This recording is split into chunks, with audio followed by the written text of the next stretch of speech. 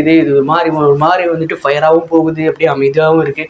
என்னன்னா நம்ம அழகில பார்த்தீங்கன்னா நம்ம அழகுமதி இருக்காங்கல்ல, அவங்க வந்துட்டு ஒரு மாதிரி ஃபயராக போயிட்டு இருக்காங்க. அழகு மலர் என்னன்னா குழந்தைய வந்துட்டு அவங்க அம்மா வீட்டில் விட்டாங்க. இது எப்போ வந்து தெரிய போகுதுன்னு தெரியல. நம்ம தங்கராஜ் அவருக்கு கண்டிப்பாக தெரியும் போது வந்துட்டு ஒரு மாதிரி ஒரு ஃபயராக தான் போயிட்டு இருக்கும். ஏன்னா சும்மாவே இருக்க மாட்டேங்கிறாங்க இந்த மாமியார், சும்மா நடிச்சுக்கிட்டு கால் வலிக்குது கையை வலிக்குதுன்னு சொல்லி அதை வந்துட்டு பார்த்தீங்கன்னா நம்ம அழகு மலர் வந்து அப்படியே எட்டி என்னென்ன பார்க்குறாங்க, அவங்க குழந்தைய வந்து கண்ணடிச்சிட்டாங்க. அவங்க அதெல்லாம் சும்மா அப்படின்னு சொல்லி அதெல்லாம் நல்லா இருந்துச்சு அப்படின்னு சொல்லுவேன். யாருக்கெல்லாம் வந்துட்டு அழகு சீரியல் பிடிக்குமோ அவங்க வந்துட்டு நம்ம சேனல் வந்து லைக் பண்ணிக்கோங்க. உங்களுக்கு அதில் பிடிச்ச கேரக்டர் யாருன்னு சொல்லிட்டு கீழே கமெண்ட் பண்ணுவேன்.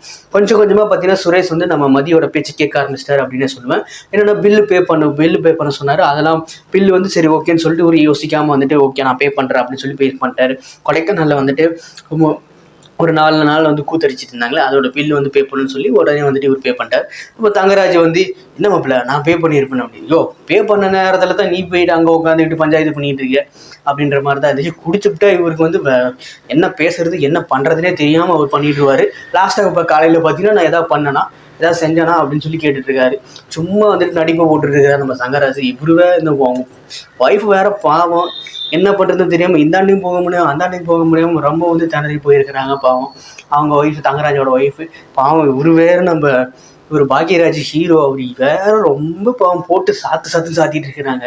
எப்போ தான் வந்துட்டு அவர் கொஞ்சம் வந்துட்டு ஒரு மாதிரி பிரிஸ்காக ஆவாருன்னு தெரில. ரொம்ப ஒரு தூங்கினாவே இருக்கிறாரு அப்படின்னே சொல்லுவேன்.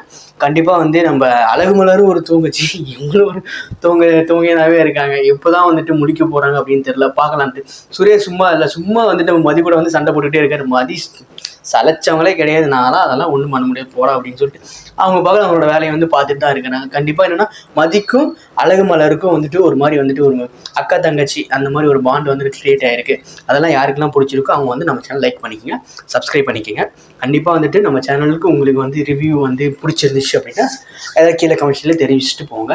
அழகு மலர் சீரியல் பிடிச்சிருந்தாலும் அகைன் லைக் பண்ணிக்கோங்க. பாய்.